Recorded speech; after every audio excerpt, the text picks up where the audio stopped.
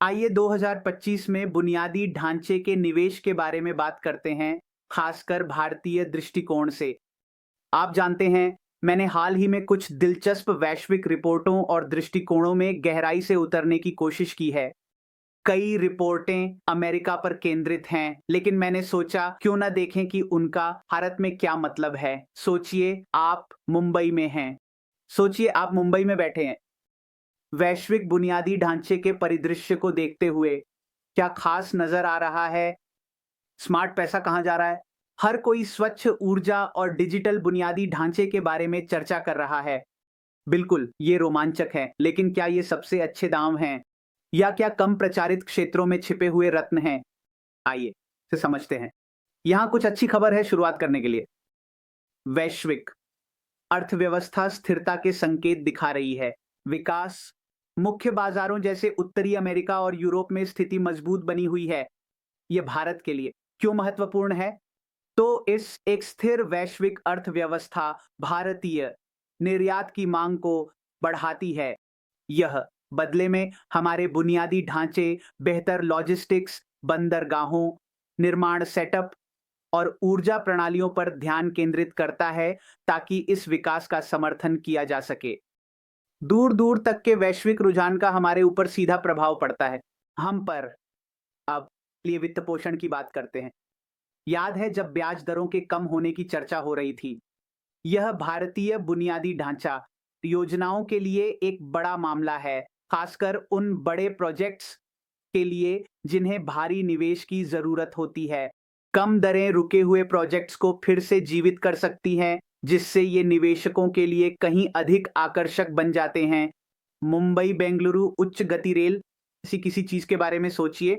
अचानक यह सिर्फ एक महत्वाकांक्षी विचार नहीं रह गया, बल्कि एक वास्तविक अवसर बन गया है। महंगाई हालांकि थोड़ा मुश्किल रहा है, लेकिन यहाँ एक दिलचस्प पहलू है। बुनियादी ढांचे के संपत्तियों जैसे टोल, सड़कें या उपयोगिताएं अक्सर महंगाई के साथ मूल्य निर्धारण को समायोजित करती हैं।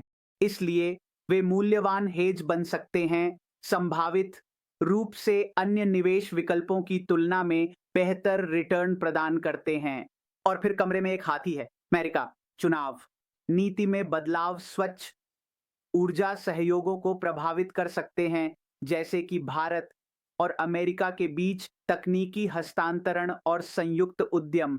अगर नई प्रशासन जीवाश्म ईंधनों की ओर झुकता है, तो यह वैश्विक ऊर्जा गतिशीलता को बदल सकता है। पारंपरिक ऊर्जा या एलएनजी बुनियादी ढांचे में अवसर खोल सकता है। यहाँ भारत में ये बहुत कुछ इंतजार और देखना है, लेकिन सतर्क रहना जरूरी है। झूम करते हुए भारत हर कोई नवीकरणीय ऊर्जा और डिजिटल बुनियादी ढांचे के बारे में उत्साहित है, लेकिन बात यह है जब सभी एक ही ट्रेंड का पीछा कर रहे होते हैं तो कीमतें जाती हैं। भारतीय निवेशकों को खासकर वैश्विक फंड से बड़ी प्रतिस्पर्धा का सामना करना पड़ सकता है।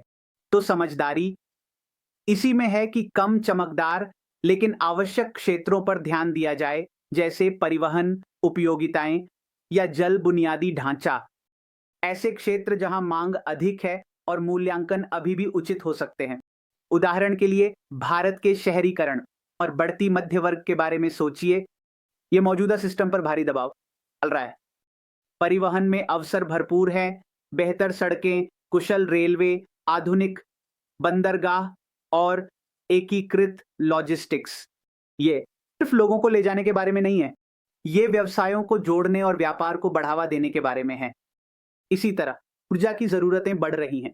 जहां नवीकरणीय ऊर्जा महत्वपूर्ण है, वहीं पारंपरिक ऊर्जा अभी भी एक संतुलित और विश्वसनीय ऊर्जा मिश्रण बनाने में महत्वपूर्ण भूमिका निभाती है। जल बुनियादी ढांचा एक और ऐसा क्षेत्र है जो निवेश के लिए तैयार है। जल संकट और जलवायु चुनौतियों के साथ, जैसे उपचार संयंत्र और सिंचाई प्रणाली सिर्फ आवश्यक नहीं है, बल्कि ये के लिए महत्वपूर्ण है। सतता फिर मेक इन इंडिया का जोर है, जो हमें एक वैश्विक निर्माण शक्ति में बदलने के लिए विश्व स्तरीय बुनियादी ढांचे की मांग करता है। यहाँ मुख्य बात है, बुनियादी ढांचे की जरूरत लगातार बनी रहती है, चाहे छोटे मोटे चुनौतियां कितनी भी हों, ये लंबे समय का खेल खेलने के बारे में है।